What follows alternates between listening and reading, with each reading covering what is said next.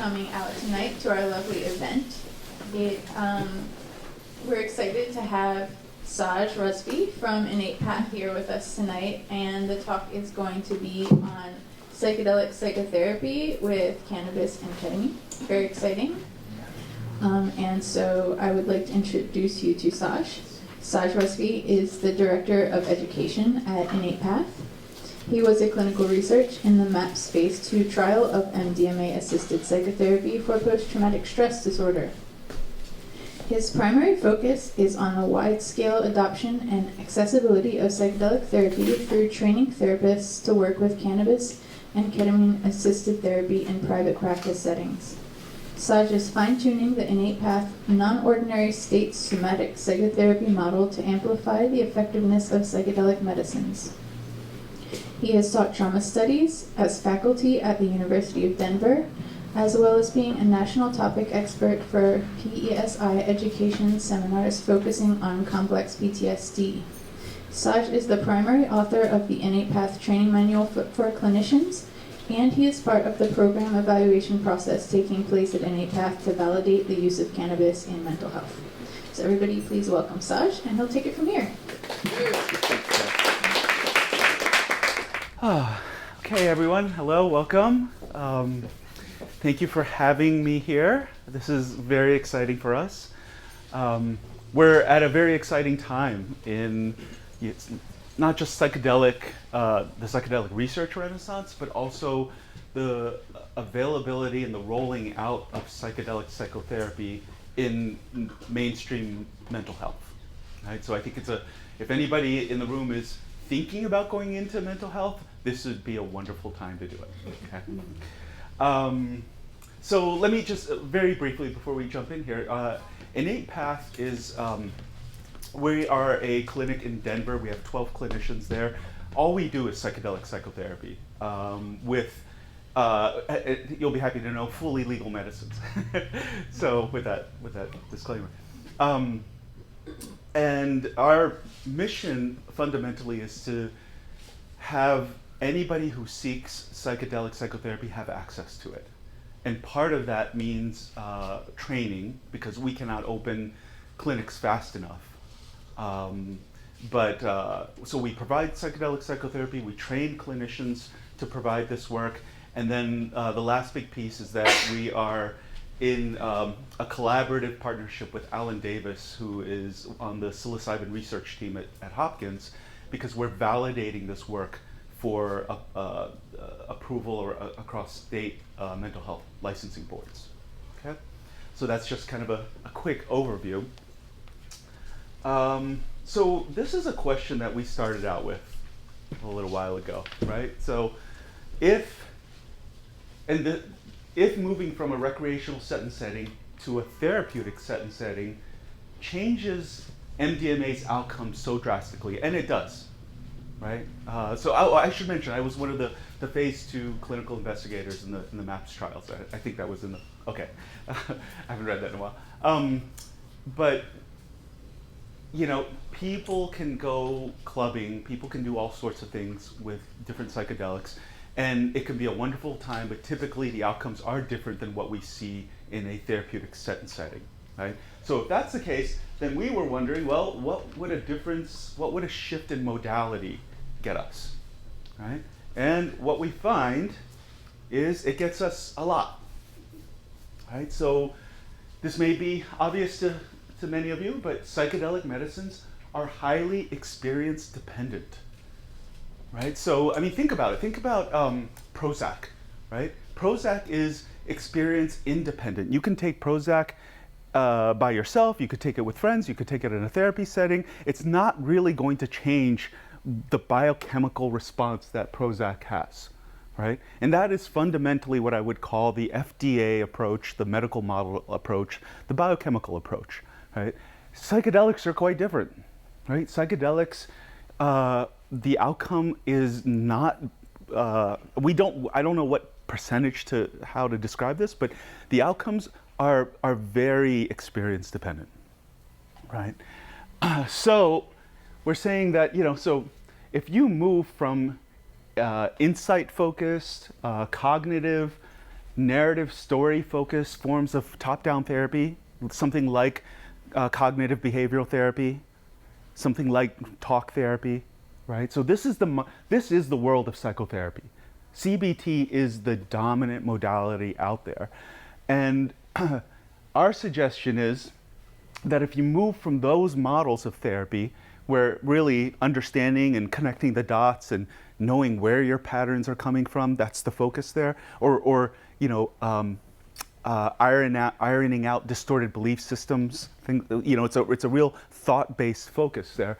If you move from that to what we would call bottom-up therapies, meaning much more experience-focused, much more visceral, somatic, and certainly what we're starting to refer to as non-ordinary state psychotherapy, right? If you have that shift, it does yield significant changes in outcome, right? So, and these 2 bullet points here are really kind of focused on that, right? So, non-ordinary state psychotherapy amplifies the effectiveness of psychedelic processes, right? So just think about it, right? We know that psychedelic medicines are experience dependent, and if you then bring to a psychedelic process something that is fighting the direction that the psychedelic is taking you, meaning that, think of it this way, psychedelic states are dream states, right? They're non-rational, they're non-linear, they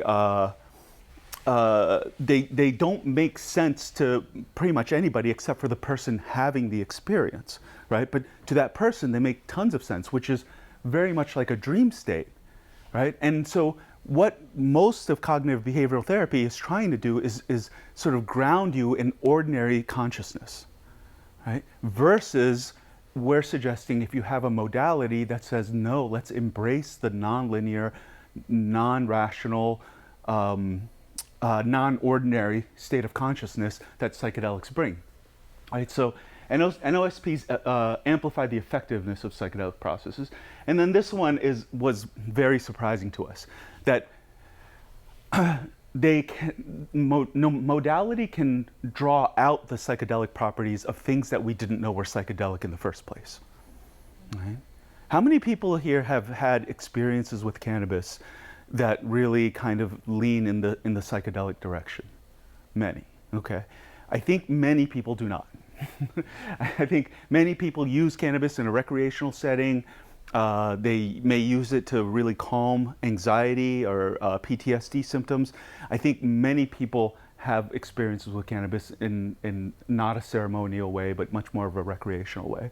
And so this was a big surprise to us, and we'll go much more into that. So basically, guys, our focus is to fine-tune the modality for the psychedelic, right?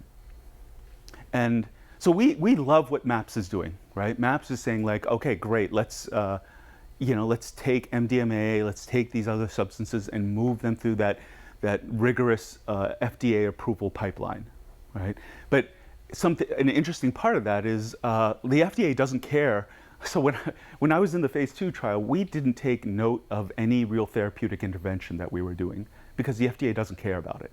Right? The FDA is like, well, no, it's obviously the biochemistry that's doing this, so that's all we're really interested in, and the response it's having, right? And so, and I think MAPS is someplace in the middle with that. I think they are what I would call therapy agnostic, meaning their sense is that psychedelics can catalyze, can optimize any form of therapy, which I think is true, right? But I think we're on the other end of the spectrum that's saying, we can, just because psychedelics can work with something like CBT, I might even say psychedelics work despite CBT, right? That kind of thing. But so our sense is like, okay, what can we do with psychedelic medicines if we really sort of fine-tune the modality? And let me define a little bit of what I mean by set and setting, right? Because I think commonly people refer to it as like your environment, right? The room that you're in, the music that's playing, that kind of thing, which is, yeah, that is true, right? But I think what we're finding is quite important with set and setting is that, again, modality is important, right? Therapeutic relationship is a very important part of set and setting. So, you have what I would call the eye shades and headphone model, right? This is what they were doing in the 60s. This is what most research, psychedelic research uses, right? And so, yeah, think about it. If somebody is having a psychedelic experience and they're wearing eye shades and they're wearing headphones, and then you have a clinician or somebody outside of them sitting for them, they're basically just holding the space, right? They're basically just saying, I'm going to make sure you're okay. If you need me, just let me know. But fundamentally, the interaction that's happening there is between the psychedelic and the person inside of that space that they're in, right? So the psychedelic is doing the heavy lifting there. This is the grounds for what are the non-directive sitter model, right? Now contrast that with, I think, what we can do coming from a much more therapy background, right? So the assumption that we're making here is that, at least for mental health, these are relational wounds, and relational wounds require human relational healing, right? It's not something that somebody goes to sort of the cosmic mother and gets in that way. This is the human realm that we're talking about, right? So along those lines, so for example, if we're again talking mental health, there's a lot of people that have trauma that also have insecure attachment, right? So one of the things that we advocate for a more highly involved therapeutic interaction during the psychedelic session. Okay. And this last one here, transferential parent figure, let me just give you a quick story of what I mean by that, right? So in the MAPS trial, we had the luxury of having 2 clinicians per 1 participant, right?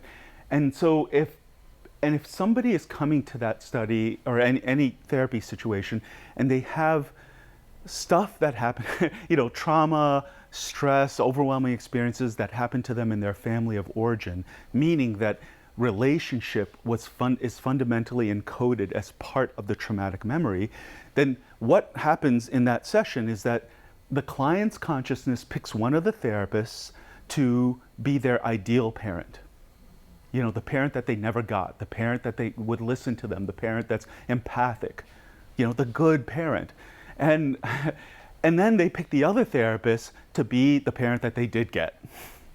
Right? So you have this splitting that happens, right? And it's a natural process. There is a need for the client system to sort of, have both of these, right? And if somebody is kind of in their own space and the therapist is kind of just in that sitter role, it's not quite eliciting that level of relational response, right? Okay. And then finally, the third piece that we're talking about in terms of defining set and setting is the pathway that the psychedelic takes through a person's system. All right. So, and again, are we talking? Is somebody going to sit there and talk their way through a psychedelic therapy session, which many people do, right? Which you can, or and you'll get insights and things like that, or are they going to feel their way through a psychedelic therapy session, right? So, and to my mind, right, I don't see people think their way out of depression. I don't see people think their way out of anxiety or panic attacks, right? Or I think that cognitive capacity can help us compartmentalize, and it can help in some ways, but fundamentally what I see is people feel their way out of depression. Right?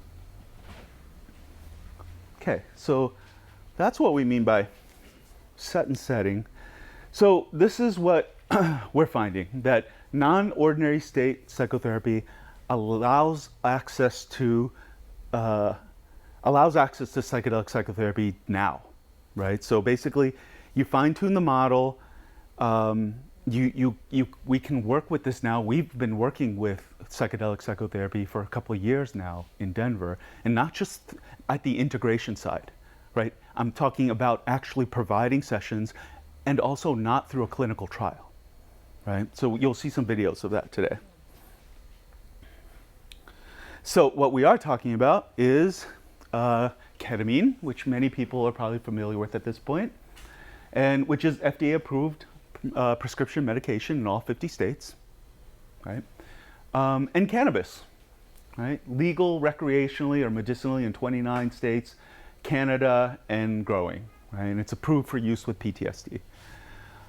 One of the reasons why we're excited about these is that they let us work outside of a heavy regulatory FDA medical framework, right? MDMA, as wonderful as it is, will be highly regulated when it rolls out. I mean, it's just so careful about it, right? So it's not part of a medical model. It's part of a relational psychotherapeutic experience-dependent model, right?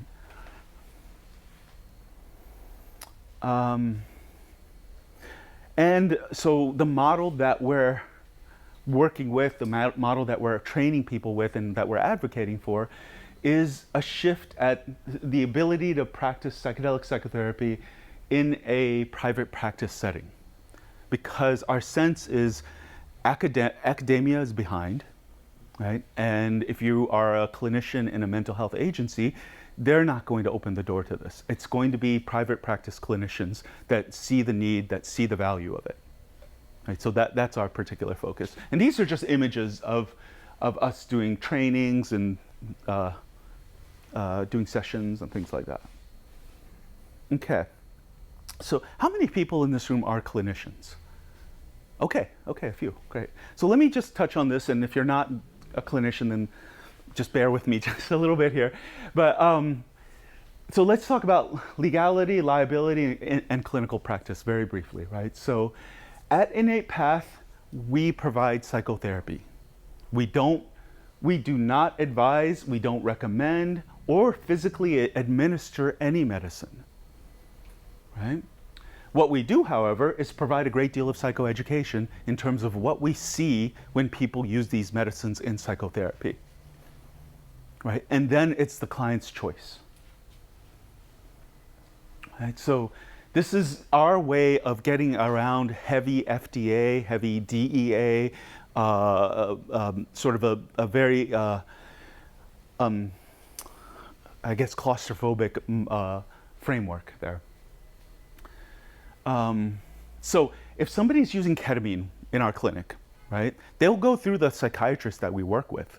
And the psychiatrist, so let me tell you a dirty secret about ketamine, guys, which is that the amount of ketamine that is needed for 6 sessions of therapy costs about $36, right? Compared to sort of, the average ketamine clinic, which is charging $450 or something like that per session, and they're not providing psychotherapy or anything like that, right? They're really relying on the biochemical effect there, which is fine, but that's what I mean by the medical model. Once something becomes medicalized, it becomes expensive, right? So we don't charge for the ketamine, right? That's something that people get approved through that with our psychiatrists. Then they get a prescription for it to be used under our supervision at the clinic. So it's no different than that psychiatrist writing a prescription for any other medication, right? It's all under that liability structure. Yeah. If they pick this up at their pharmacy, what is the cost? $36 for 6 sessions. To get it out of a pharmacy. Yeah, to get it from a compounding pharmacy. Yeah. Yeah, go ahead. I know it's mind blowing, isn't it? Yeah. If they're not administering like ketamine, Mm-hmm. who is? Like who's actually, physically? It's a lot of things, yeah. We can do any route of delivery other than IV. Okay. Right, so it's easy enough to you can be trained very easily to just give yourself an IM, intramuscular injection. Most of our people use a sublingual troche, which you put between your lip and gum, and it just absorbs through the membranes of your mouth that way. And I think people like that because typically the processing window is anywhere from an hour and 25 minutes to 2 hours. Right, as opposed to IV ketamine, which is the faucet gets turned off at 40 minutes. Right. There was another question? Yeah. Well, yeah, it's just all the research that I've heard is about like only IV for the window, like to be able to control how much goes in, at the rate, and all of that. Yeah. But so if we're not doing the IV, we're getting the prescription. Like, are the outcomes completely? Like, this is news to me. Yeah. The outcomes are completely the same.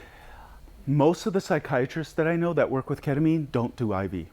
because of because psychiatrists don't do IV, IV lines or anything like that. And I have an appointment tomorrow. Okay. And I'm totally You're like, oh shit, I'm very. Yeah. Yeah, we don't. Okay. So again, there's I would say there's two clear responses that ketamine has, right? One is the biochemical response, and there was actually a Stanford study that came out about it where they had a control group where they gave ketamine to, and then IV ketamine, and another the other experimental group where it was also IV ketamine, but they gave this group an opioid blocker prior to giving them the ketamine, and it had zero effect with that group. So, which is telling us that while ketamine is not an opioid, it is working on the opioid receptor set. Right? It's doing other things. But I'm not sure if I answered your question. What? Oh, is the results the same? Yeah. Well, maybe we'll just talk Yeah. after because. Yeah, I mean, for the antidepressant response, I've got a psychiatrist friend who's in the phase 3 MDMA trial, and he swears by K-hole doses of ketamine. And granted, you have to have more medical consideration for doing that, but just in terms of blowing open that depressed state, he swears by it, and it's all IM. Yeah, because I could vouch for it, like, actually working, but like, Yeah. it is pricey. It works. I'm wondering now, like, okay, if I went that route because I felt that was the only way that it was going to work, besides Yeah. getting the party drug and just doing it by yourself. Mhm. But if there's another way to, like, get the prescription and Yeah. it actually still work, then that would Well, be- the thing is that doctors won't prescribe. Most doctors won't prescribe people taking ketamine at home, right? Because of the psychedelic response and everything like that. I will say that the way that we're using it, our focus is not the antidepressant response. Our focus is the psychedelic response. And so, it opens up all sorts of things for people that we can really step in therapeutically and work with. And I would say a significant amount of times, our people don't see an antidepressant response, right? Because they're doing work. All sorts of things are emerging in that space when we're evoking their subconscious mind. Yeah. How many milligrams roughly to get to the psychedelic state? 1 mg per kg, typically. Oh, for the psychedelic state, or you can go very low to get to the standard protocol is 0.5 milligrams per kilogram of body weight. That's the NIMH protocol. Most of these ketamine clinics work with that. That's a very solid psychedelic response. The K-hole response, the highly dissociative response, is around 0.8, 0.9, 1. How do you make sure that people aren't just taking their prescription and then taking it on their own? Right. Well, they get a limited amount, and if they come to therapy and they don't have their medicine, then we won't renew it for them. Okay, because it's your psychiatrist. Yeah, Okay. yeah, we're in touch with them. So Yeah, Paul. This is getting a question related to dosage Yeah. compared to the IV people who are clearly controlling a certain amount constant Mhm. versus subliminal or the IM. Yeah, you're not as precise with the dosage. It's not, I guess I'm thinking more not necessarily about the precision, but more about the dose needed, which you were kind of touching on a little bit with Yeah. lower dose being appropriate for what Yeah, lower doses are great for this. Yeah. Are you typically using racemic ketamine or S ketamine? Because racemic is Mhm. typically IV, right? And S is often more the oral. Is that the nasal yeah, one the typically? nasal and sometimes the oral, which is a different effect from racemic. Oh, okay. That's a good question. I don't know the answer to that. Because a fair amount of our people get a vial of liquid ketamine that they, do the IM Right, injection. which is So, probably racemic, okay. yeah. 'Cause, The S-ketamine is supposed to be slightly less psychedelic. yeah. Uh-huh. Which is part of why it got approved in the way Right, it did. right. But it doesn't seem to be any, Right. it might even be a little less effective Mhm. than racemic. Something I want to point to, guys, though, is that I think in the discussion around psychedelic work, I think we get a little too focused on the biochemical response or the dosage or something like that, right? And I think what we're finding here is that there's so many other things that are going on that really do impact outcome, right? So, okay. Let me see. Same thing for cannabis. So if using cannabis, the client either does not require medical guidance, or in rec states, or they do have medical guidance in medicinal states. So the same principle here, right? So the thing down here is kind of interesting. So we spent about $12,000 in legal fees for our lawyers to tell us that that the model that we were proposing, there were no laws around it. Right? So there's no laws around the use of these medicines in psychotherapy. And what they're basically telling us is, in the legal world, this may come as a surprise to you guys, it was to us, that the law follows, it doesn't lead. Right? So it really looks for precedents. And so that's what we're very interested in. The work that we're doing with Alan Davis, we want to set a very positive precedent so anybody can take the data to their state licensing board and say, this is why I'm working this way. Okay? Now there's one significant exception to the liability issue, which we'll discuss at the end. So just kind of put a pin in that. Okay. All right, so that's kind of a overview. And I'm going to go into a very specific direction now in terms of, when I say that the body is, the somatic channel is a really important piece in the processing and how psychedelics work, that's what I'm going to be focusing on right now, right? Which is, so the perspective that we're coming from is that psychedelic medicines are not creating anything new. They are catalyzers of natural, innate healing tendencies that we already possess. Right? We are a part of the natural world. We have innate abilities to heal from things. Right? And I think psychedelics amplify that. Psychedelics can amplify anything. So the autonomic nervous system is a primary part of the trauma response. It's primary to trauma healing, and it's a major pathway for the psychedelic to take through a person's system. Okay? So let me just quickly describe what is the autonomic nervous system, right? So you guys are sitting here, you're listening to this conversation, your cognitive capacities are sort of trying to grok the theories and concepts that I'm putting out here, but at the same time your heart is beating, right? Your blood pressure is being regulated for you. If you just had a cookie, your digestive system is regulating that. Your hormonal systems are being regulated. Blood pressure, amount of oxygen in your blood, how dilated your eyeballs are relative to the amount of light in this room, right? There are literally hundreds and hundreds of physiological functions that are going on inside of you right now that you're not controlling, you're not even aware of them, right? You're not willing them to happen, hence they are happening automatically, right? This is your autonomic nervous system.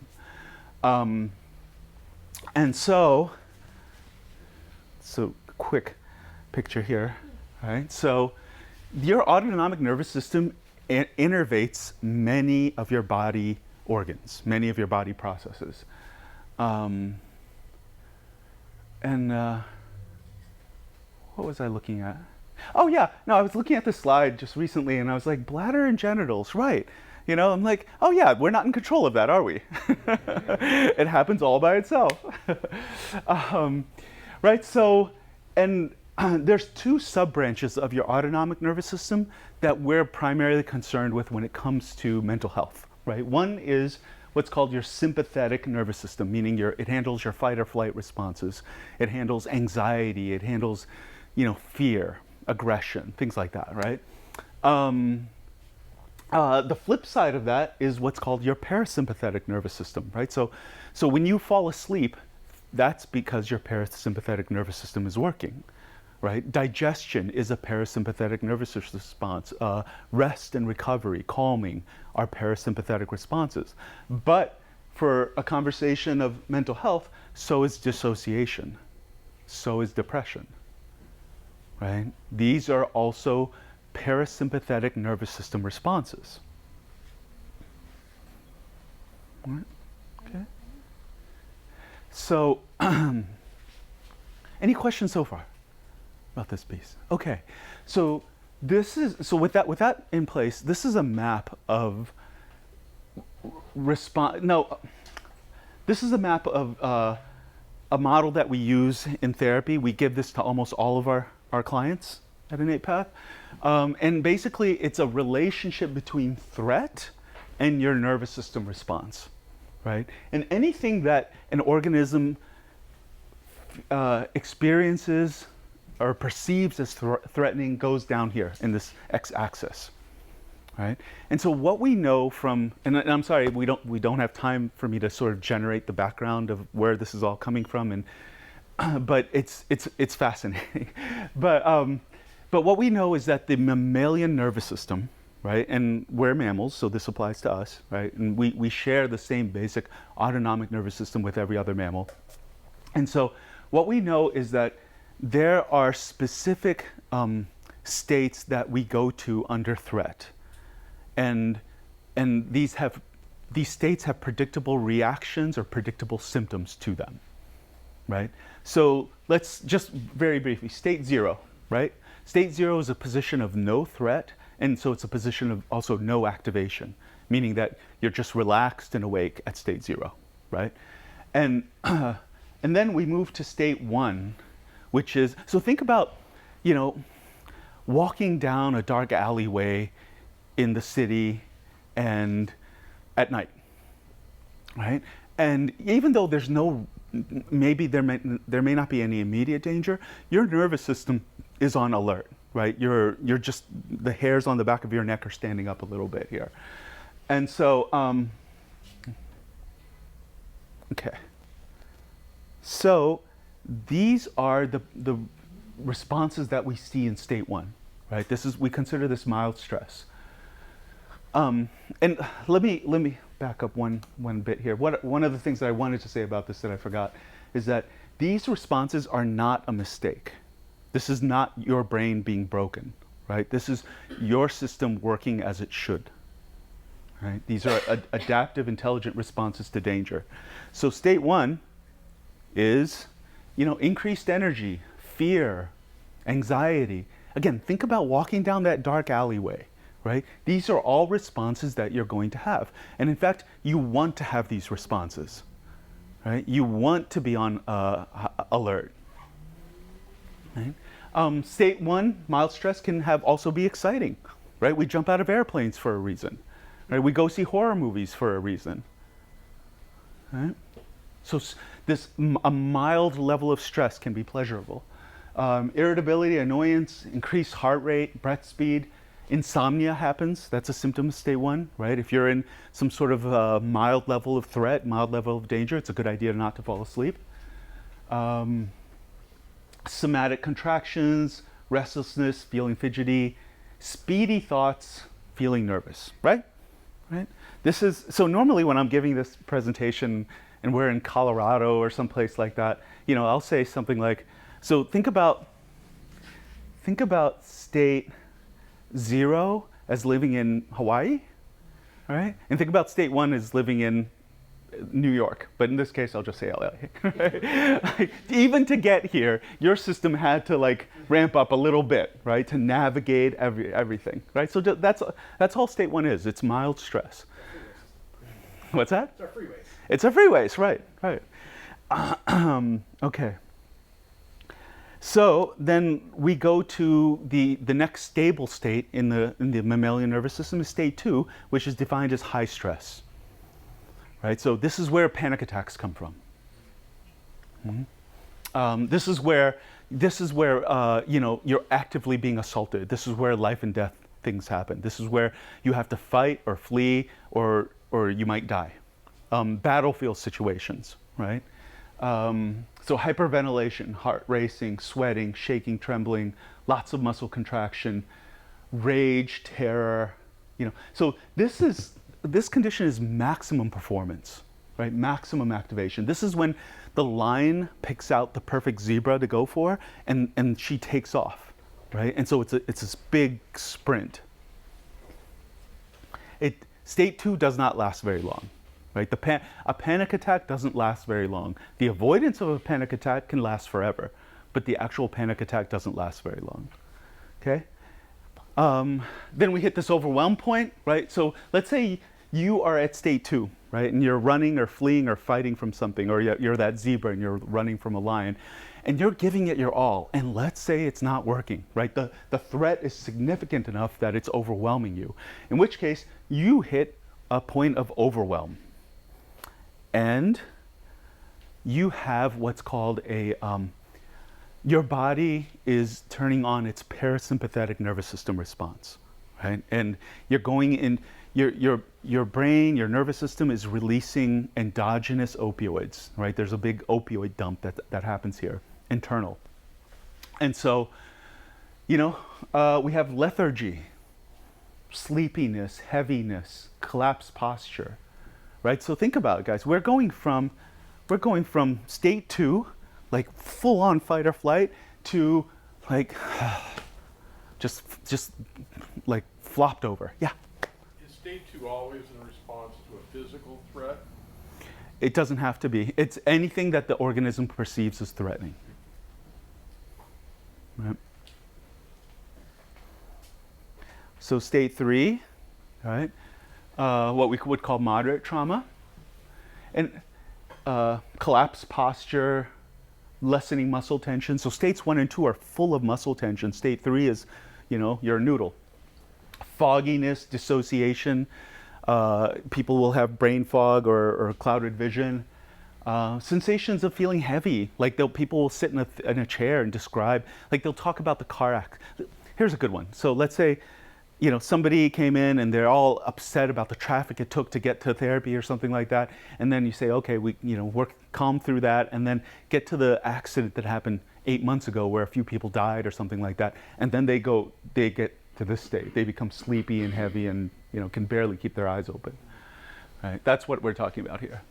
People will feel cold. Physically, they'll feel cold. Nausea is a very common symptom of state 3. Confusion. Right? So in states 1 and 2, you had very fast thinking. In state 3, you have confused, slow thinking. Because, just think about what somebody on an opioid would be like. Right? They're not thinking clearly. They're not thinking quickly. Right? They're just out of it.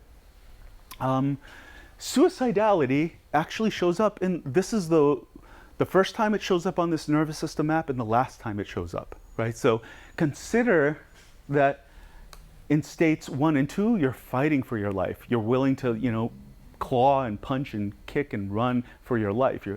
In state 3, all of that failed. Right? So your system is still looking for a way out, and so suicidality shows up in state 3.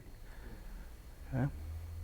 And then hopelessness. This is a big one in state 3. Right? I've never worked with a trauma patient that did not have a significant amount. A significant sense that, whatever this has always been here, it will always be here, it's never going to change. Right? Okay.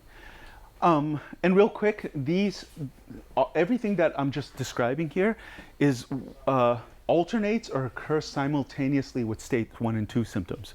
And there's a really great adaptive reason for that, right? So let's say, I'm going to use a human example. Let's say, there's a little kid that's being abused at home, right? So life is very difficult for this person, but they have grandma's house, right? And then every now and then they get to go to grandma's house. So grandma's house in that world takes on the role of solution, right? It's a way out. So, but the thing is that their system ended up in state 3 because they couldn't get to grandma's house often enough, right? But solution, escape does exist as an option for this person. Now, state 4, the final place on this nervous system map, actually, hang on here. State 4 is what happens when there's absolutely no solution. There's no grandma's house for this kid to escape to. This is where the lion picks up the zebra and takes the zebra into her den, and there's 6 other lions waiting, right? So at this point, most animals don't come back from a state 4 response. This is a full opioid dump, right? You're not feeling anything at all. So, state 3, you could feel depression, right? It felt horrible. You felt hopeless. You felt collapsed. You felt like, ugh. But state 4, you're just blanked out, right? You're not feeling anything at all. Numbness, feeling disconnected, spaciness, vision changes. And again, guys, this is, just think about increasing the opioid dose, right? You're gonna move from a depressed state to just a blanked out state. Feelings of unreality, right? People will feel like they're made of plastic here. This is the most dissociated state that we get to in terms of a nervous system response. People will also have DID and things like that. That's not a nervous system response. People will have out-of-body experiences here. They'll describe seeing, they'll describe an experience from a third-person perspective. Right? Floaty, people will sit on my couch and say like, oh yeah, I feel like I'm floating above my body, or my head's attached to my body by like a string or something like that. And the trick with it is that this feels like respite. This feels good to people, right? Because if you think about everything that had to happen on this nervous system map leading up to state 4, right? All the chaos, all the stress, all the fear and hopelessness that you're feeling, state 4 is the solution, right? Your system's just saying, fine, I'm done, I'm out. And this is one of the reasons why we actually don't see suicidality in state 4, right? We see it here because your system's still feeling things. You're looking for a way out. In state 4, your system has found a way out, numbing. Okay? And this connects to that ketamine conversation we were just having, because, and we see this actually with the same kind of antidepressant response we see with ketamine, we also see that with opioids. Right? You see that with pain medication. There was a study done with acetaminophen, and I forgot the numbers, but it was something like, people had a 20% decrease in feeling difficult emotions when they took acetaminophen. Right? So again, I think one of the ways that ketamine is working and pulling people away from that suicidal state is just saying like, let's have you actually go a little bit more numb. Right? It's a painkiller. It's a dissociative anesthetic drug. Right? Yeah. What's the line break there? Oh, that just means a more full dissociation, and also no solution. So both. Now, real quick, with that in mind, do you guys know Bessel van der Kolk or heard of him? Yeah, it's a kind of a famous trauma researcher. You don't have to read the whole thing. I just want to read this one for you, right? Which is, so he published this a while ago, actually in 1994. So let me just read it. So 2 decades after the original trauma, opioid-mediated analgesia, meaning opioid numbing, developed in subjects with PTSD in response to a stimulus resembling the traumatic stressor, which we correlated with a secretion of endogenous opioids equivalent to 8 milligrams of morphine. Right? So what he's talking about here is, he's talking about Vietnam vets, right? And 20 years after the war, and they would sit these vets down and just give them a little echo of the war, like a smell, a sound, a memory, something like that, right? And they would watch them just flat out dissociate, right? And the only way, the amount of morphine that they needed to match that level of dissociation that these vets were going to was 8 milligrams. And if 8 milligrams is a hell of a lot of morphine, right? Like they'll use significantly less amounts of that for breakthrough pain in hospitals. Right? So this is just saying that, I mean, look at this, guys. Our internal pharmacy in our brains are manufacturing a numbing opioid response decades after a trauma has taken place, right? So when we're talking about this whole nervous system map model, that's what's creating these two places. This is what's creating depression here and numbing here. These are opioid response states, right? Now, if we're bringing the conversation back to psychedelics, what happens when a psychedelic response meets an opioid response? Yeah. I think this is huge in the world of, it's not only huge in the world of mental health, but I think it's going to be huge in the world of psychedelic therapy. Right? So if you are working with somebody and they have these nervous system states, they're having an opioid response, and you're giving them, they're taking a psychedelic to deal with it. So think about it this way, right? You're taking this psychedelic with the intention of dealing with a very painful traumatic memory in your life. And at the same time, your brain is committed to protecting you from that memory, right? So it's going to be dumping opioids into your system while that psychedelic response is happening. And I think what we see with this, what we saw in the clinical trial, what we see in our clinic at times, is people have a non-response to the psychedelic, right? It will. I kid you not.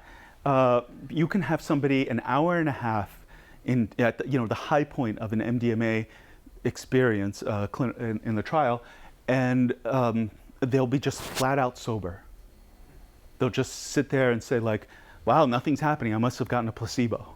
They'll feel like they could take their eye shades off and just go to work. Right? Yeah, so if you didn't know, it's possible to shut down a psychedelic response. You can do it with antipsychotic medication, you can do it with benzodiazepines, and you can do it with opioids. Right? Okay.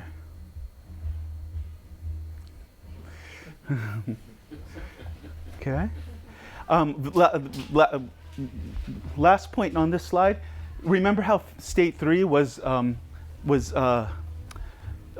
had both going on at the same time, the dissociative response and then the anxiety response. In state 4, you get none of that, right?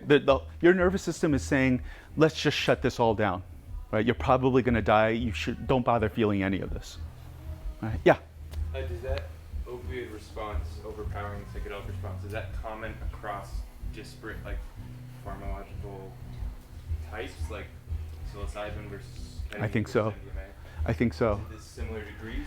No, I think different medicines interact with that opioid response differently, right? And I think some medicines are actually more effective at cracking open the opioid response, but they all have to deal with it at some level, right? Yeah, yeah. It will show up with every medicine, though. Okay. So guys, real quick. So I mean, this is again a very fast version of our nervous system map. In our training, we spent a day and a half talking about this map and the repercussions from it, right? So states 1 and 2, high stress, really good prognosis. This is when people have things in states 1 and 2. It means that things were bad, but they weren't so bad that we had to numb out from them, right? So states, I would say regular therapy, talk therapy, EMDR, all sorts of things will work for things in states 1 and 2. Right? I don't think people necessarily need to work with psychedelics if they're having events in states 1 and 2. I think the real ball game when it comes to mental health is what's happening down here, right? Because again, I'll just say, you can feel anxiety. You can feel distress, you can feel anger, you can feel upset, right? So your mind is designed to notice symptoms that are going on in states 1 and 2. Your mind is not designed to notice what's happening down here. Your mind is actually being affected by the opioid, right? So how we work with this is to have people notice what's missing, right? You're looking for what's not there that should be there. Like a body, things like that. Like people. So let me just give you a quick story here. So, if somebody is, if you're working with somebody and you ask them, okay, we're working with a traumatic event, and then you ask them, well, how are you feeling? And they say, I'm fine, right? And then you're like, okay, well, what does fine actually mean, right? Give me some more. And if they say, oh, well, I'm fine. I can sit here. I can feel myself breathing. I can feel my butt in the chair. I can feel my chest and feel like my eyes and my cheekbones are relaxed. Things like that. If they can give you that kind of information, they're probably at state 0, right? But more frequently than not, if you're working with a traumatic event and people are just calm, they just, their behavior is calm, and you ask them what it's like to be them, and they're not going to be able to give you an answer.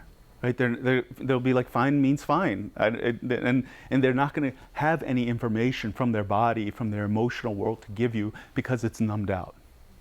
Right? So this is a tricky thing here because, behaviorally speaking, state 0 looks just like state 4. From a talk therapy perspective, somebody's talking to you and they're calm. It could be in state 0 or state 4. You really have to sort of track what's happening at that somatic level. Right? Okay. Okay, so we're almost at the video here. What's our timing? Oh, okay, great. No, we're doing great on time. I can slow down. Talking really fast, I realize. Okay, so this is again Van der Kolk, right? And since we have time, let's read the whole thing. A vast literature on combat trauma, crimes, rape, kidnapping, natural disasters, accidents, and imprisonment has shown that the trauma response is bimodal, right? So meaning exactly what we've been talking about. Hyperamnesia, hyperreactivity to stimuli, and traumatic re-experiencing coexist with psychic numbing, avoidance, amnesia, and adonia. So basically he's saying we're both hypersensitive and startle response, reactive, and numbed out. Right? So these responses to extreme experiences are so consistent across the different forms of traumatic stimuli that this bimodal reaction appears to be the normative response to any overwhelming and uncontrollable experience. Right? He's saying that that map that we just laid out, the hot and cold, the anxiety and the numbing, he's saying that is the norm. Right? This is what we see. Right? And unfortunately, the modalities that we have in therapy are not designed to work with that dissociative side of the spectrum. Right? We don't have modalities that really work with that dissociative side of the spectrum, short of, I mean, there's some that are available, but I don't think that they're widely practiced or anything like that. And I think that's where you have to go to like really resolve symptoms. Right? Okay. So let me describe to you a little bit of what it looks like for healing in this model, right? So again, because of time, I can't, well, actually, no, I do have a little bit more time. So,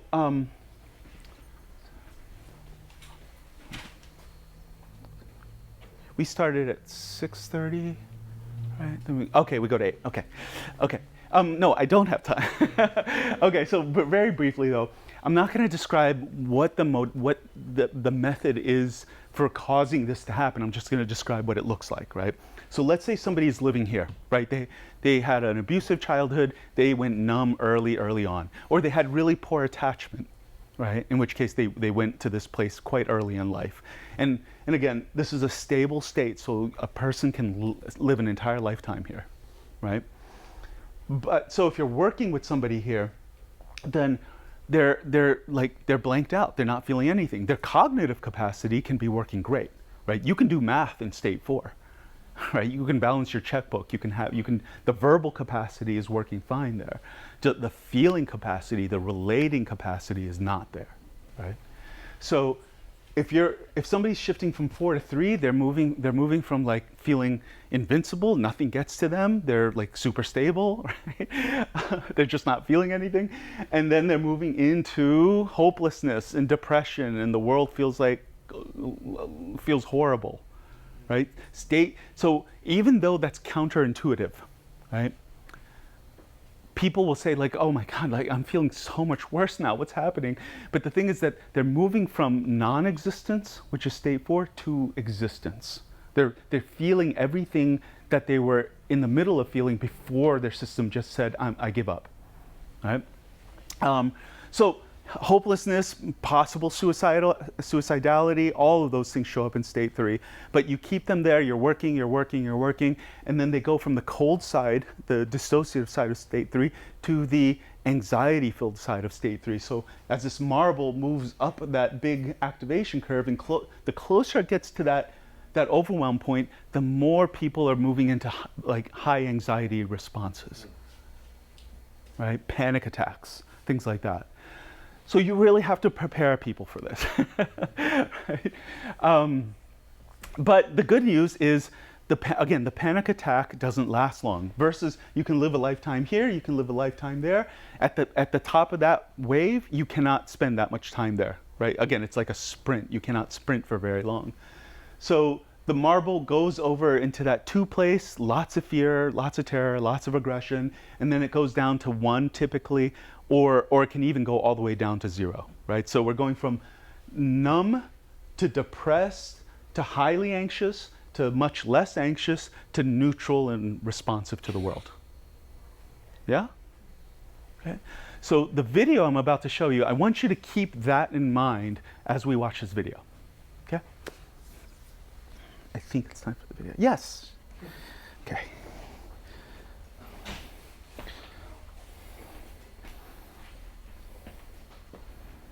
Do you need help plugging this in? Ah, yeah.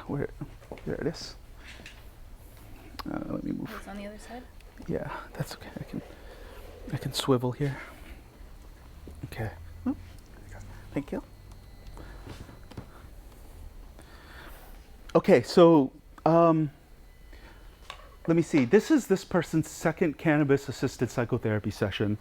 The only thing to keep in mind is that even though they're new to the cannabis work, they've been practicing the body process quite well for a while, right? So in other words, what we find is people that have developed that somatic pathway for processing, once you do it a couple of times, it just gets laid down really nicely. And we find that the psychedelic will take that path instead of the cognitive insight path, right? Because I'll tell you guys, like the revelations that come with psychedelic therapy, the memories that come up, will fry that little tip of the iceberg insight part of your brain very easily, versus your somatic nervous system pathway is far more robust. Right? Yeah. What does that preparation actually look like? We will have people sort of, well, the thing that I told you that we didn't have time to tell you, that's what we do. Okay, so so we'll have people do a process called containment, where we're essentially preventing them from coping, using their coping strategies. We're preventing them from taking those 3 deep breaths when their nervous system response comes up.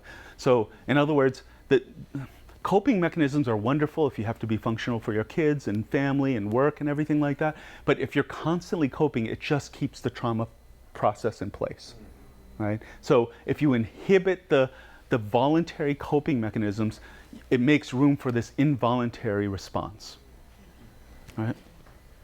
Okay, so I think that's it.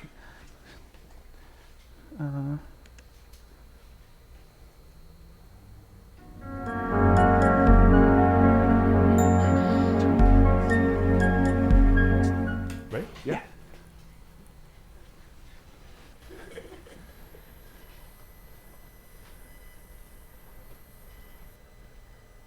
Is that a custom blunt?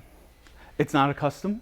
And everything that you're about to see is on one big puff of cannabis vape pen. So this is again me saying to you, it is not the dosage, it is not the biochemistry. It's a person's internal readiness for it. Is the smoking happening in the building? Yeah. Do you have a consumption license? No. We're in Colorado. Do we need one? Yeah. Really? Do you need a consumption license to consume cannabis within a building, or do you not? I've never heard of it. Not in Colorado. Not in Colorado. Colorado? Yeah. Are you sure of that? We looked it up, but maybe we're wrong. I think in the vape pen is different from actually igniting Maybe. combustion. Pulsing and alternating hips. It's weird. Mm-hmm.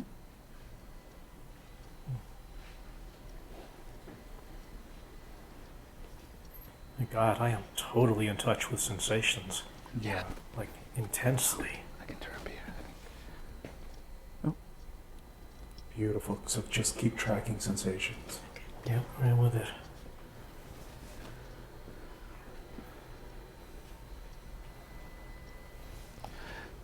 This is one of the things that we see with the cannabis work for most people, is that it really interrupts your executive functioning, your storytelling capacity, which is one of the reasons I think why traditional therapy doesn't like cannabis. But in terms of bringing up feeling states, you heard him. He's just like, I can exquisitely feel what's going on with me.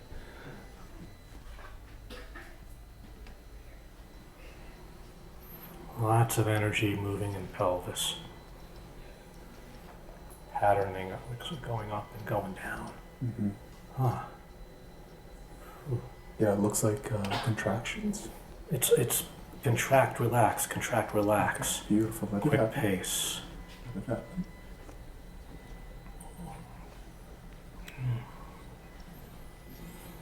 Again, this is involuntary movement we're looking for. This is autonomic nervous system response.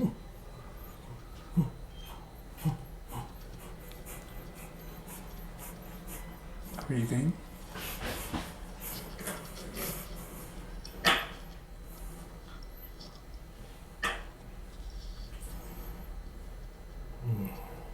What are you most aware of right now?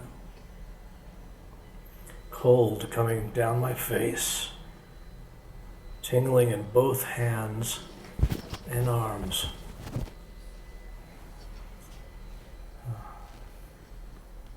So again, remember, cold is dissociation, right? Tingling typically is dissociation.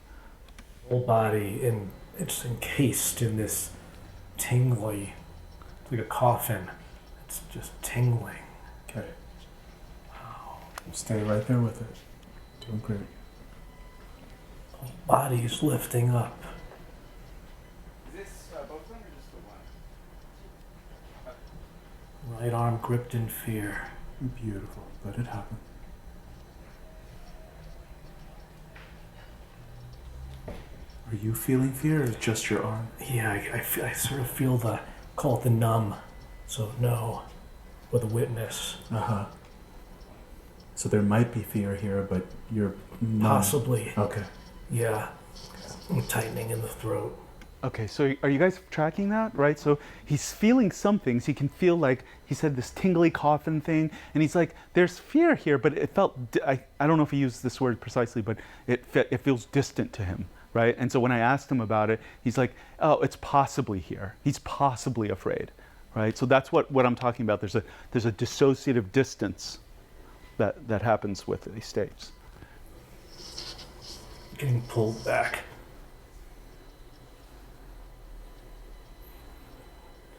Belly. Oh. The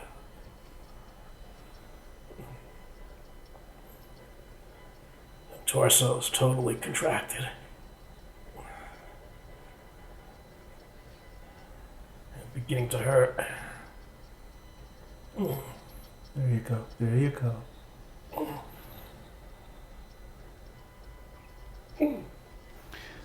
So that's a good thing, right? No, most therapy would say like, oh wow, he's starting to experience distress.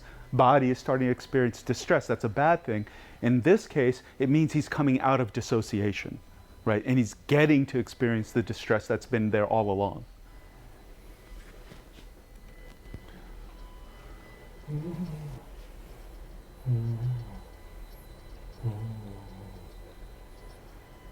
How's that numbing and the fear?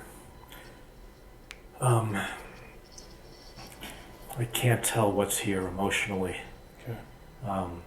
And I just feel calm, present in love, that kind of thing. Okay. No emotion. All body. All body. Okay. Yeah, so I can't feel a whole lot. I'm just calm, present in love, right? So if we're doing talk therapy, you might be like, oh wow, he's experiencing love, right? However, I can't tell what's here emotionally, and I just feel calm and present in love, no emotion. So the idea is that it's not calm and it's not love. Okay, there's other things going on here. So look what his body's doing, right? His body is experiencing distress. You can tell that maybe muffled underneath it is some terror, things like that. And his awareness is telling him he's calm and feeling love, right? And so that may be the case, but there's just a significant split going on if that is what's happening.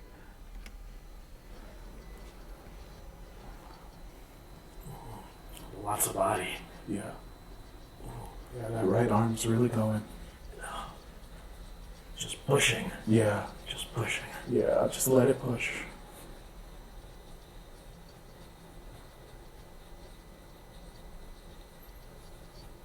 Getting tired.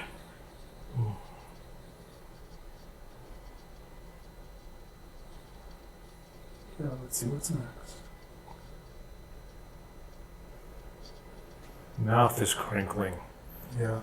Like I'm getting angry. I can't feel the anger. Yeah. I can intuit it. Right. So you can sense it's there some way, but it's far. Yeah. Beautiful, beautiful. Just notice that.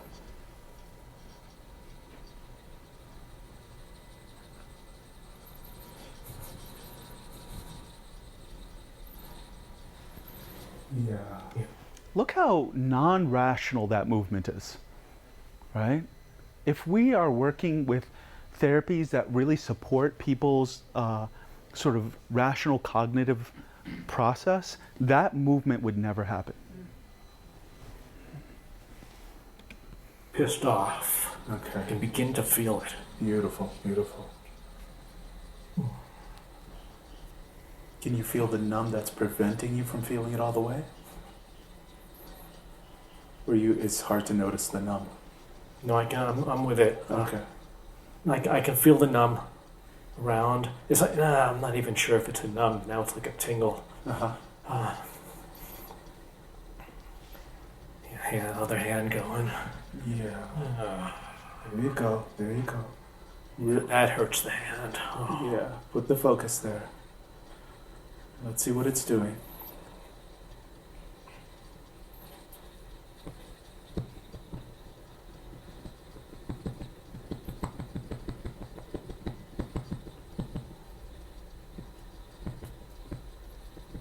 Yeah.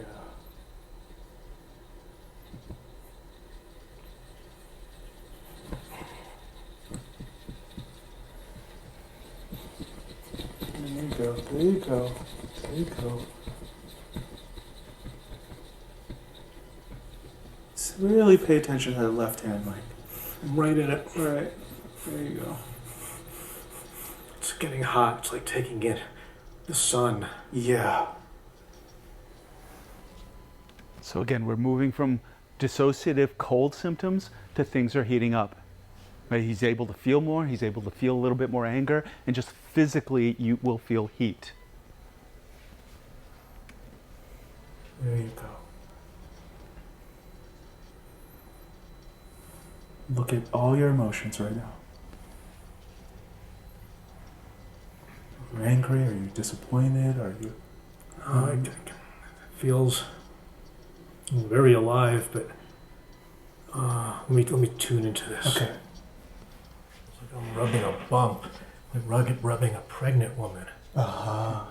Okay, so now we're getting to the core of what's going on in this session, right? And one of the things that we see with, and you're probably familiar with this, is that you can have an idea what you're working with in one of these sessions, but the medicine has its own agenda, right? It's typically it does go to where its own thing. And so what I think we're watching is that the first, however long this has just been clearing of dissociation, and now we're getting to the actual event that his system's working with, or the My piece. mom. Uh-huh. You're rubbing her belly? I'm rubbing her belly. Okay. Pregnant with one of my sisters. Uh-huh. Yeah, see what this means for you. It's good. Uh-huh. I'm connected with her. Okay.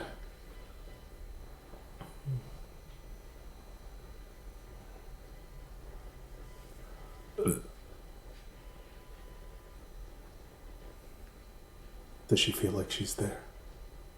You can contact her.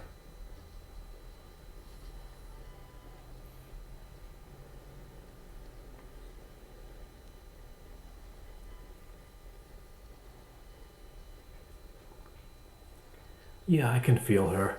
Not totally. Uh-huh. Halfway. Halfway. See what that's like. Mom's halfway there. She was all the way here. You wish she was all the way here, yeah. You bet. Yeah. Let's see what body does with this. Yeah. I can kind of feel mom being there, but halfway.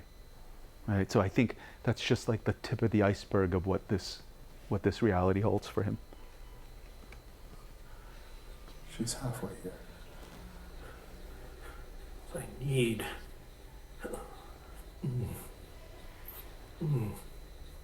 Stay with neck and head.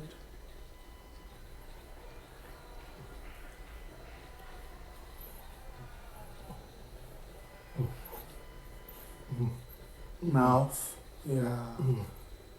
So I'm gonna have you just, if you can talk, then say it. But if you can't, don't worry about it. Just think it. I need. I need. I need.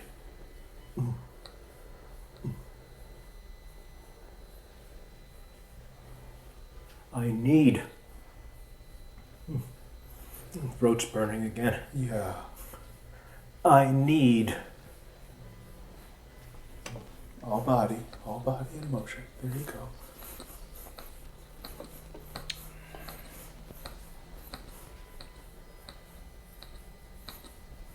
I need her.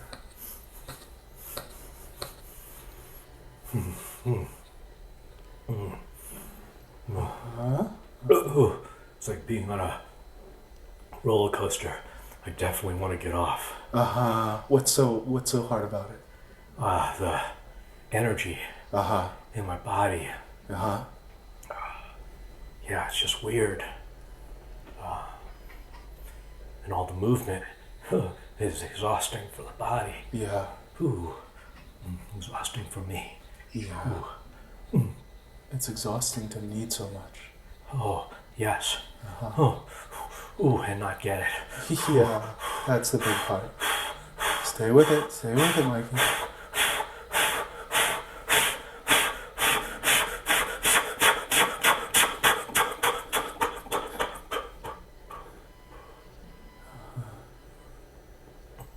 Throat really hot.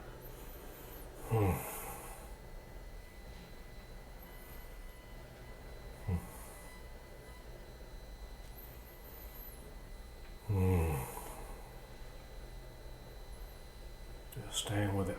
Yeah.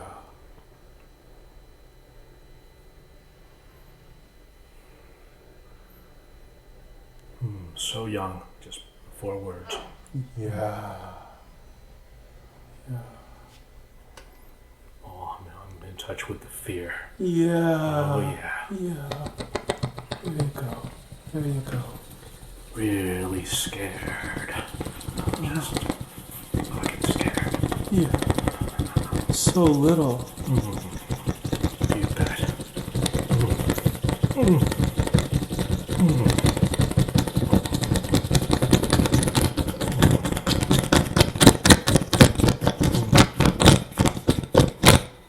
Yeah. There you are. There you are.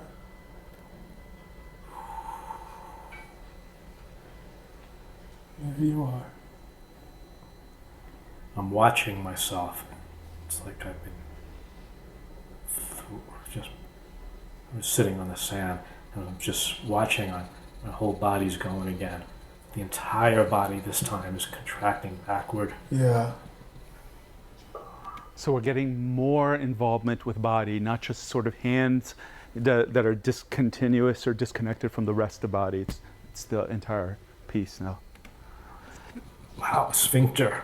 Uh-huh. All the way up. Never felt this. Uh-huh.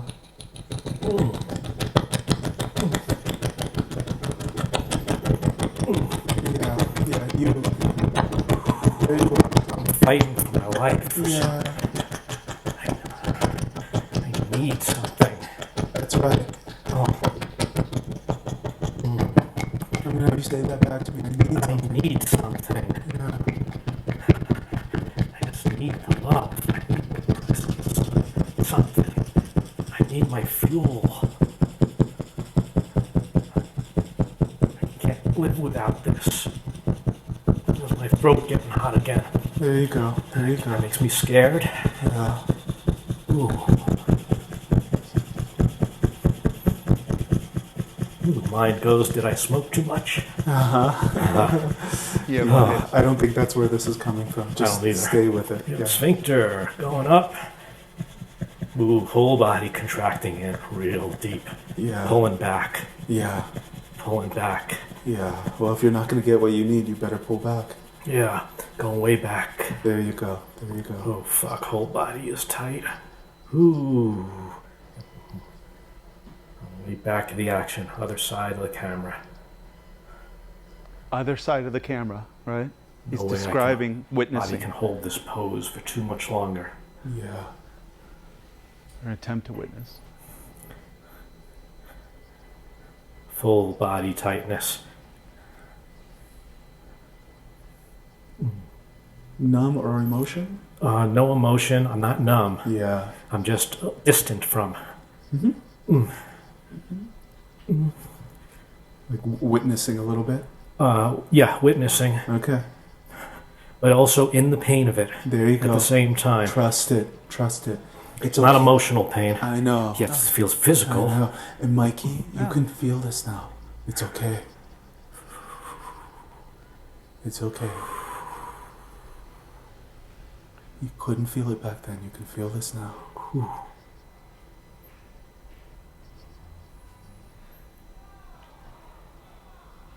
Totally alone. Yeah. There you go.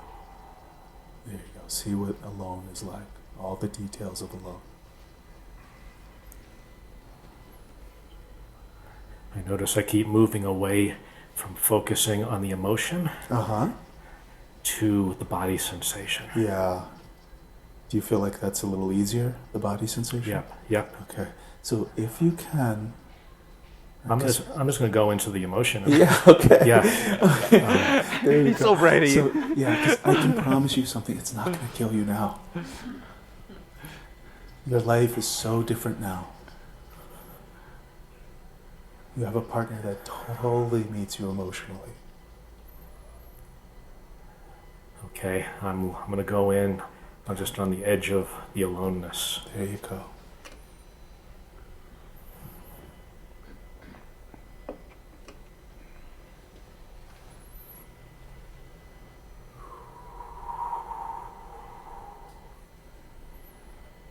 I feel my heart, just the heart of fear. Mm-hmm. Fucking alone.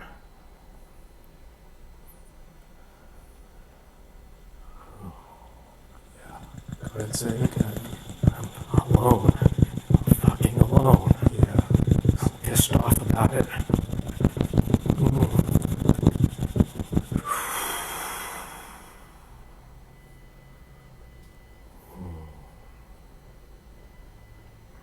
I keep moving away from the loneliness and then back into the loneliness. Yeah. Now I'm falling back in. Okay. Yeah. You're doing great, touching that loneliness.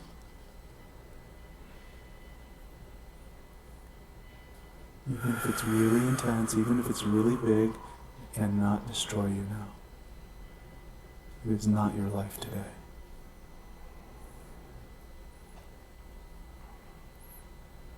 I'm just here alone in the dark. Yeah. There you go. Think of a little infant in a crib, not being picked up, Yeah. needs not being met. And let's include both emotions and body into this. Your left hand.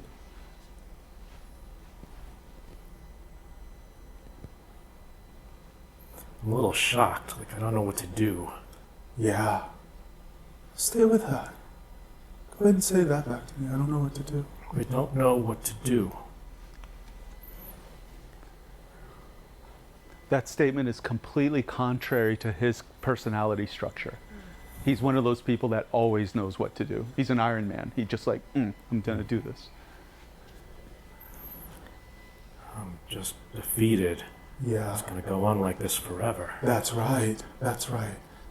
Yeah.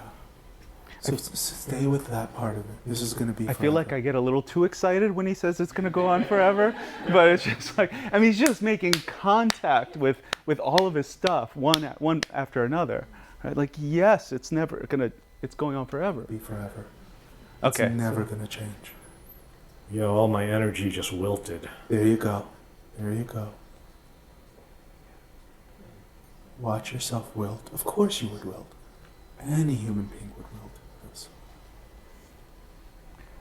Emptiness, aloneness, that's never gonna end.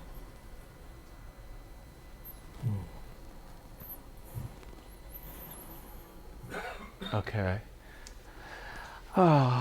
So I think we should probably pause this here just for the sake of time. But I think you guys are getting a sense. So again, it's not the medicine, it's not the dose, right? It's the set and setting, it's the preparation, it's the internal structure, it's the pathway that the medicine is taking through a person's system. Yeah. Can you share how many sessions within preparation for? Oh, he's been doing the what we call waving, the nervous system response, for a while. Okay. Yeah. This is the first cannabis? This is his second cannabis session. What's a while? Probably a couple of years or something like that, just without the addition of the medicine. Yeah. Yeah, it's obviously crucial in the session that he's, experiencing more activation. But what about in between sessions during the week? Like, I know even with MAPS trials, they would give people benzos after work. Like, what is your thoughts or feelings about the clinical use of like sitting there with the discomfort in between sessions? Yeah, I think we encourage people to resource between sessions. People fall apart with this work. We're not quite at the end yet, but he falls apart in the best way possible. His whole structure that he has built up for an entire lifetime that's designed to have him not feel this level of powerlessness, not feel this level of aloneness, that falls apart, right? And so when that happens with him or anybody else, they are destabilized, they're more symptomatic in the short run. So we have, at our program, we have 3 groups that we run: a restorative yoga group, an art therapy integration group, and just kind of a peer talk group that they're all facilitated, but we don't charge for them because we didn't want there to be any barrier for people accessing these resources between. Yeah, but we don't need people to be doing this necessarily between sessions, because I think one of the real benefits, and what you're pointing to, is with MDMA, because of the neurological effects of the drug, you can't take it, too close together. It's like 3 to 5 weeks apart that you have to give it some room. And in there, so people open up like this, they process, and after the medicine's gone, then they're left with their stuff just sitting there, and they're really destabilized. And so we had to give a lot of therapeutic contact hours to support people with MDMA. But I think the beauty of this is these sessions, this was less than 2 hours, this whole session, right? And if he ended in the middle of it and was still like, oh man, there's still a lot more going here or something like that, then a day or 2 later, we could go back in. It's cannabis, right?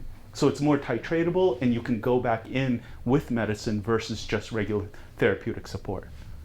Yeah, I'm a fan of this. You've heard me talk about, I think ketamine can be really wonderful. It operates differently, and that's the thing that everybody's talking about. But I like, and maybe it's just my structure, but I like what I see with cannabis with a lot of people. Yeah. Yeah, I saw the whole video online, and as someone who's a therapist in training, and I work with people with trauma, it's really powerful. And you want to get someone to better as quick as you can. Yeah. So absolutely. Yeah, impressive. Yeah. So you're a couple of years in preparation. Leading into this practicing the way, is that like weekly therapy sessions? Yeah, but you don't need a couple of years to do this. Right. He just had a couple of years where he was just, he was just doing his own work, and he's a meditator, so he could just kind of guide himself through a lot of waves and things like that. But we can get people to this state in not too long. They could be brand new to psychedelic work, or even therapy, or even not having any ability to track their own body, and it wouldn't take too long to get them to this. And are you providing standard therapy after this, or? What do you mean by standard? What therapy do you provide? Well, here's the thing, guys. If people want integration sessions, we'll give it to them. Many of our people don't, right? So I don't know how to say this except for like integration happens naturally when the processing goes well, right? A person's integration is when like your mind is catching up with what your body, the shifts that your body has already done. And so it's pretty easy to do that. And I get we're focusing on integration in the field because this, most of the psychedelic work is illegal. But that's what I'm saying. It's not illegal. We can actually do the solid psychedelic processing, and the integration comes naturally. So if he ended at an hour and a half into a 2-hour session, then he'll take the remainder half hour and work into it. Yeah. Okay. But it sounds like you're already doing art therapy, Mm-hmm. and you're providing a group for free. So that sounds like you're helping with the integration. Yeah. It could be process. right. It could be. Some people don't take advantage of those. Right, but if some, we'll encourage it. If somebody wants integration, we'll do it. But our focus really is on the processing piece. 2 questions. The major differences that you see with therapy work when you're working with cannabis as opposed to ketamine. Mm-hmm. And the second question is like the integration process. Like I have the doctor who's infusing through IV this ketamine, and I have a therapist who is not familiar with psychedelics, and so the integration work is all me, and so it works, but I can't put my finger on it. I'm not exactly sure how to work it. I just know that it's been working. Resources available to because I'm gonna be doing this tomorrow. Yeah. And I've already done the 6 sessions. Yeah. And it's been 6 weeks. And it's been it's been a game changer for me. The thing I would say to you is doing the ketamine work with the psychotherapy during it is a completely different animal. Yes. Than doing it without, and it's because, again, your consciousness and to some extent, I guess, the medicine is sensitive to your environment, right? And if your environment does not have the capacity to hold this process is not going to show itself. Right, so we find that the psychedelic process is much more significant when there is a clinician sitting there evoking it and saying like, I got this, right? Mm-hmm. So I would say if you're interested in doing the psychedelic part of it, that I think that's where the brunt of it's going to be rather than the integration. I don't want to at all take away from your experience. It clearly is working. Mm-hmm. So I'm just saying that I think it would be a bit of a different animal. Mm-hmm. Right. And the first question about what you've noticed the difference with cannabis and ketamine? Okay, that's actually a big question, but I'll try and answer it this way, which is, okay, so we have another, what's our timing? So we are totally going to be wrapped up here at 8:15. The next event starts at 8:15, so if you have tickets to the next event, and you don't have questions or don't want to stay for the rest of the Q&A, feel free to leave. But we'll be here for another 10-15 minutes. Yeah, okay, great, thank you, thank you. Okay, so the difference between ketamine and cannabis. Cannabis, okay, great, thank you. Okay, so with regular talk therapy, the core stuff that's hanging out in dissociation will probably never crack, right? It probably will never come out of dissociation. I think with really good experiential somatic work, it will crack, but probably even then not all of it, and it may take 8 months or a year or something like that for these core pieces to really emerge, right? It's better than nothing, but with MDMA, I've seen core pieces crack 2 hours to an entire day spent with MDMA will crack some really core stuff. Cannabis cracks dissociation faster than any medicine that I've ever experienced.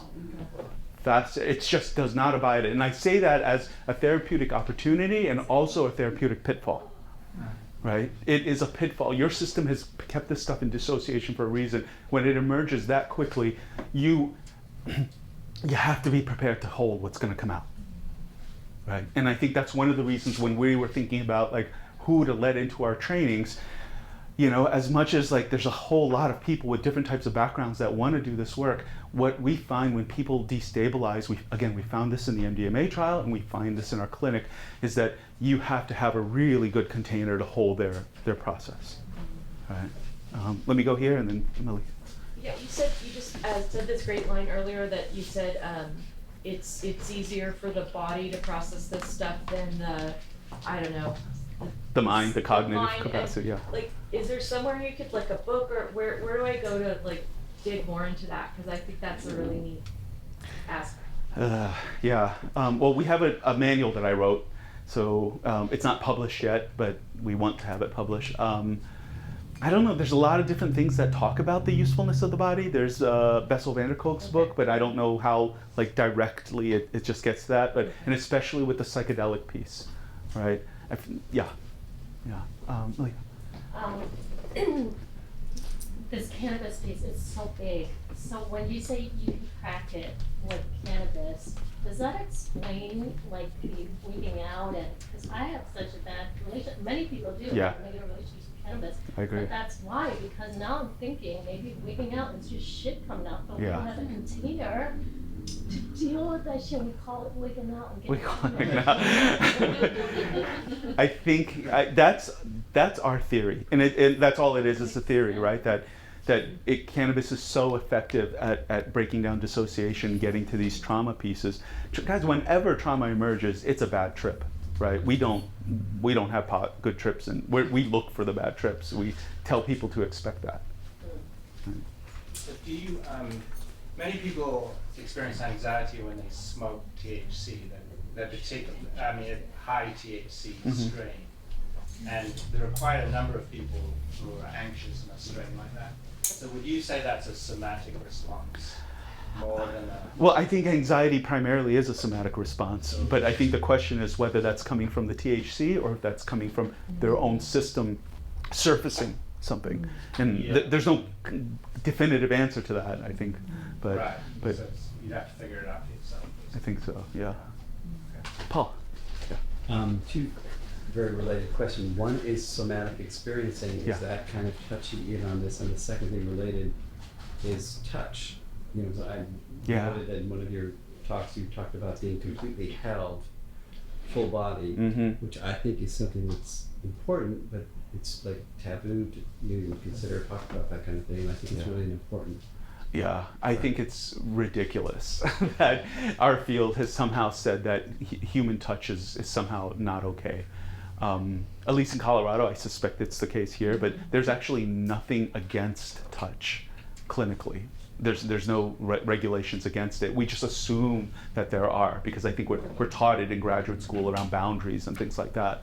But if you're working with somebody who's like, you know, like a little infant and they're reworking their attachment, how can you do that through language as opposed to contact and touch, right? So, and the what Paul is referencing, if you guys are interested in this, there was a podcast interview that I was on where the interviewer was a phase 3 MDMA psychiatrist, and he's interviewing me on sort of this work and everything like that. And so I talk about a psilocybin experience there. And if you go to innatepath.org and go to our blog section, it's the latest entry there. Paul just posted it in the local section. Oh, well, there you go. Okay.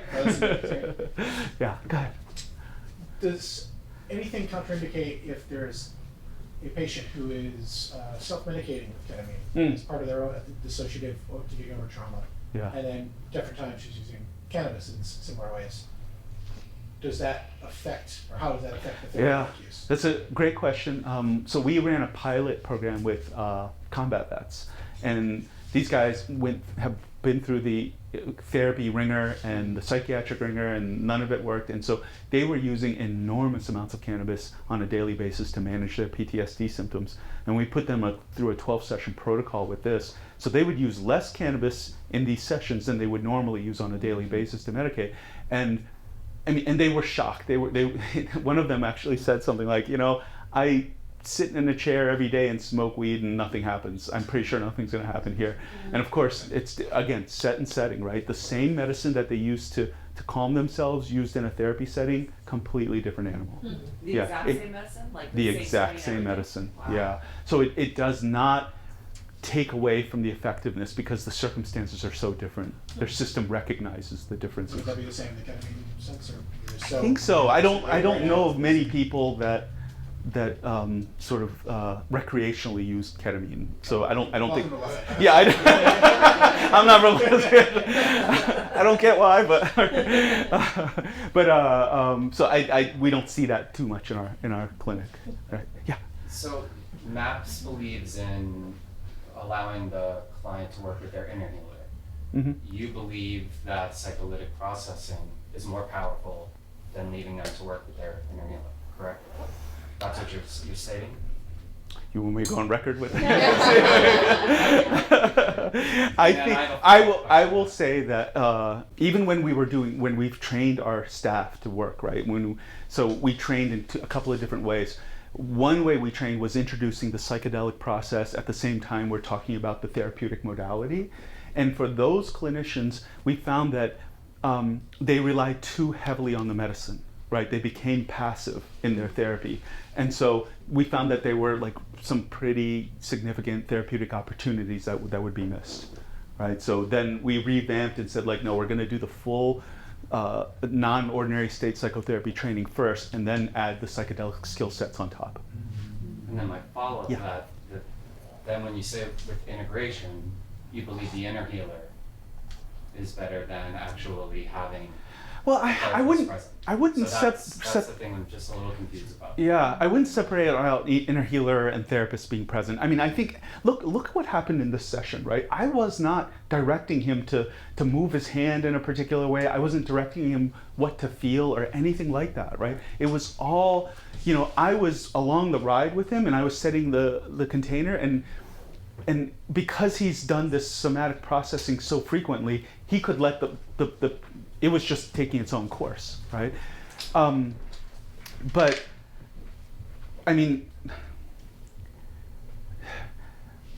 I don't know how to put this. We rely on inner healer. Yeah, I know. The therapist is very powerful in the session doing psycholytic. Yeah. But then when it comes to integration, you think that the client's more powerful. No, I'm just saying I don't think integration is that important. You don't? Yeah. I can see that. Yeah. Yeah. Yeah. Yeah. I think it's something that happens naturally. But you believe in therapy then? Yes. Right. I believe in therapy? Yeah, like therapy is your primary focus, the modality. Yeah, no, we're doing therapy here. So then it would be valid that therapy would be useful in integration. Yeah, but again, I think, even when we taught this work just without the psychedelics, we found that once people do the somatic process, the integration happens, again, I think if people get to the other side pretty well, then integration is a lot easier. Yeah. Yeah, it's an opinion. Yeah. Right. Yeah. And then sort of like norms are emerging about who's suitable candidates to do psychedelic work in general. Do you have a screening process, and what does that look like? You mean for the clients? Yeah, I know, like sort of like, when you don't. At least in biomedical model in the trials, they're screening up for first order psychosis. Yeah, just similar. Similar. Yeah. So have you found that it's quite predictable or more variable as the client moves stage 4 up through the stage 3 and 2 and back down again? It's kind of a 2-part question, but I'll just leave that part 1 out there right now. Is it quite variable or predictable? How time frame? Weeks, months? No, it's not. Oh, well, you mean moving? Okay, so let me pull this back up here real quick. It really depends on what is creating state 4 in a person. So a bad car accident could create state 4, or growing up in a genocidal war where all your family were killed and you were a child soldier could create state 4, right? So it really depends on what creates it. But I would say with the cannabis or the medicine on board, none of this takes months or anything like that. I think it's much faster than that. Okay, that said, is the support that a client would receive, or that advise a client to receive between going from stage 4 up through probably the most dramatic, which is back up, through stage 3 and 2. Mm-hmm. Do you consider that integration, or is that just therapeutic support? I think that's still therapy processing. Yeah. And guys, let me real quick. I know we're totally wrapping up here. I just wanted to put this up in case the clinicians in the room or the students that were in the room are interested. We are doing a training in LA. Once we do this one, we probably won't be back here for a nice chunk of time, simply because we want to go to other cities and have people have access to this there. Our training is $5,700, but we're giving a $400 discount for if you're attending tonight, and just use that little code there if you sign up. And here are the dates. And there's actually really two components to it. The $5,700 covers the 11-day in-person part, which is spread out over 4 months. And then simply because we know that we have experience where people learn new skills and they need help implementing this into their practice, right? And so we have an 8-month follow-up apprenticeship where you get bi-weekly supervision and other forms of support. So yeah, that's our structure. If you're interested, I'm around. You can come talk to me, or you can go to our website and sign up there. We're only allowing 24 students into this training, so it's small enough, and we're going to start in January. Everybody, thank you so much for coming, and thanks, Sarah. Yeah, thank you. Thank you guys. That's great.